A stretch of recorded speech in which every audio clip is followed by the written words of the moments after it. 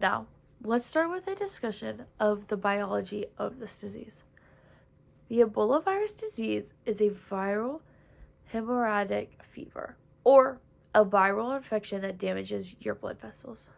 As we just heard, this disease is severe, but oftentimes it can be fatal. The virus is caused by Ebola viruses, which is a part of the Ebola virus genus. This is a virological taxon in the family Filoviridae in the order Mononegavirales.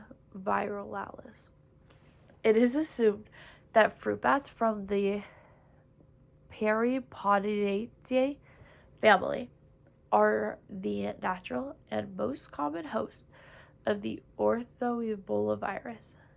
The virus is also able to be transmitted through the blood or bodily fluids of a human who have the virus, or more commonly, it is spread from infected animals. The most common animal transmitters are fruit bats, chimpanzees, monkeys, and gorillas. A person can only be infectious once they show symptoms, but they will continue to be infected until the virus is no longer in their blood. The Ebola virus is a negative sense genome single-stranded RNA virus. These viruses are created from the RNA that is complementary to the mRNA. This means that the RNA is not directly translatable. The first step for a virus after genome penetration is transcription by the viral proteins that enter with the virus. Susan Payne describes the next part like this.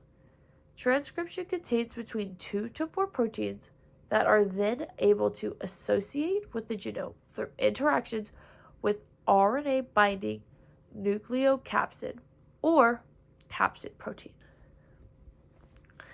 The nucleocapsid is what contains both the viral RNA and the associated protein.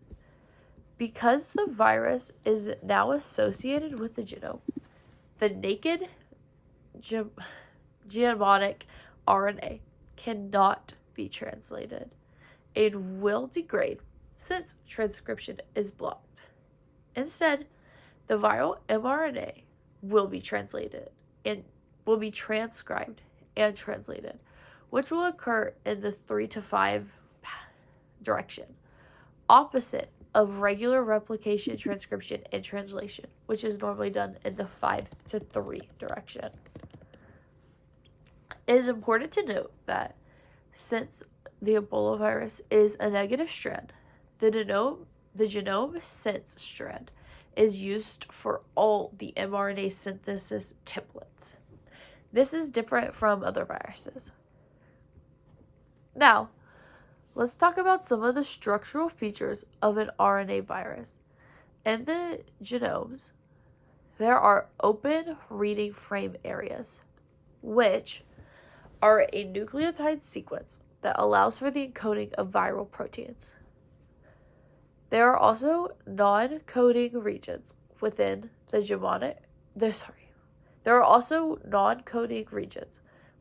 genome of an RNA virus. These areas have 2 possibilities. They can have a very specific and very important nucleotide sequence, but these regions could also be regions that fold. Now, this was an overview kind of like a negative sense and single strand, which is what Ebola is, but let us get more specifically into the Ebola virus. Based on research Melinda Brindley did, she was able to say that the viral genome is 19 kb long, linear, non-segmented, negative sense, single-stranded RNA, encoding 7 genes. Now, these single strands contain 7 genes: a nucleoprotein, viral protein 35, VP40, glycoprotein, VP30, VP24, and RNA polymerase. The glycoprotein will encode 3 pre-proteins, and each of the other genes will encode exactly 1 protein. With the glycoproteins, pre-proteins, they can be translated into either a delta peptide, soluble secreted glycoprotein, or SGP, soluble small secreted glycoprotein, or SSGP, or a full-length transmembrane spike glycoprotein. The delta peptide can inhibit the viral entry and acts as a viroporin, which can damage the cell membrane. The SGP, which is the soluble secreted glycoprotein, is the main product of these pre-proteins and works to subvert the immune defense of the host cell being invaded.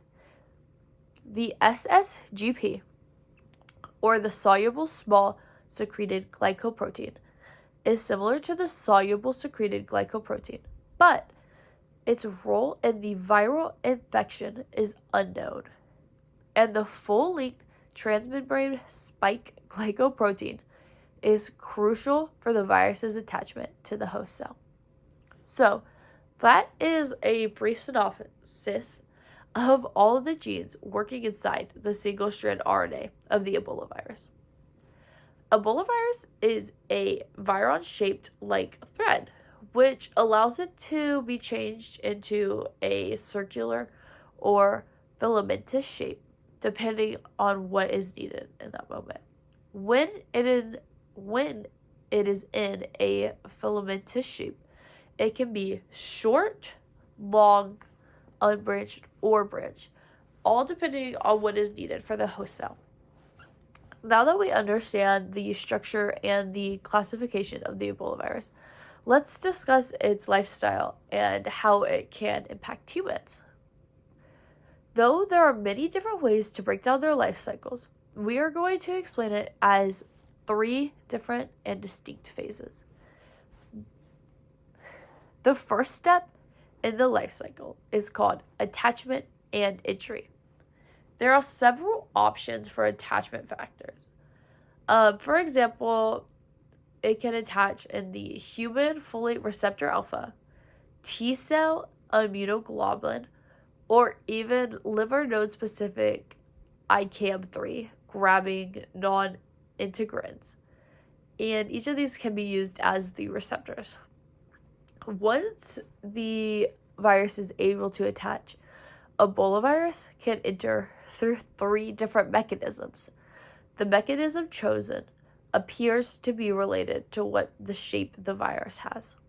The 3 options are macropanocytosis, clathrin-mediated endocytosis, and caveolin-mediated endocytosis. Now, let me go ahead and explain what endocytosis is first. Endocytosis is a cellular process that is responsible for the internalization of the membrane receptor, regulation of the cell signals, and nutrients uptake. Okay. Macropanocytosis is a form of endocytosis that is preformed in the plasma membrane by its ruffles and cups. This can be commonly seen in cancer cells that need more nutrients in order to survive. Another mechanism is the clathrin-mediated endocytosis, or CME. This mechanism is the most common endocyclic pathway in mammals. SME allows smaller particles to be transported into the cytoplasm through clathrin-coated vesicles. The third mechanism is caveolin mediated endocytosis.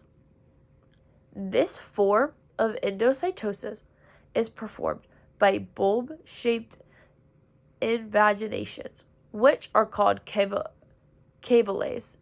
which are in the plasma membrane. Now, each of these processes allows for an intake of nutrients and extracellular fluids, meaning it will allow for the survival and growth of the virus. So that kind of covers the first phase of the Ebola virus's life cycle. The second phase of the life cycle is transcription and replication. We have discussed a little of this already, so I will just briefly review it again. Replication and transcription are based off of the complementary mRNA's strand. And these processes take place inside of the host cell's cytoplasm. The third and final phase of the Ebola virus's life cycle is entitled assembly and budding. This phase is accomplished mainly due to the protein VP40, which is able to form a shell underneath the host plasma membrane so that the virus's nucleocapsid and the host plasma membrane are able to interact. This allows for the budding of the virus to occur inside the host cell. So that is kind of an overview of the Ebola virus's life cycle. Now, we are going to focus more on how it can impact humans. The answer to this is more or less obvious. People are able to get the Ebola virus disease because it is a human pathogen. Now, there are 6 species of the Ebola virus, with 3 that have human fatality. I will explain each of these more later on when we learn about the history of the Ebola virus. But for now, we will still discuss their effects on humans. When a person gets the Ebola virus disease, it is severe and often fatal, as I said earlier. Overall, there is about a 50% fatality rate with each outbreak, with each outbreak varying about 25 to 90% fatality rate. The Ebola virus damages your blood vessels, which is what makes it so dangerous and oftentimes fatal. The average incubation period, which is when people first start showing symptoms, is on average about 8 to 10 days. This incubation period aligns with our patient from the case study who started showing their symptoms on about day 8. Now, let me go ahead and list for you some of the more common symptoms of the Ebola virus, because these are what have the most direct and immediate impact on a person who has the virus. Symptoms include febrility, severe headaches, muscle pains, appetite loss, vomiting, diarrhea, hiccups, bloodshot eyes, bleeding, organ failure, neurological disorders, and death. In survivors, there is a high proportion of long-term effects from having the Ebola virus disease. These effects are most commonly general fatigue and complications visually, auditorily, neurologically, and musculoskeletally.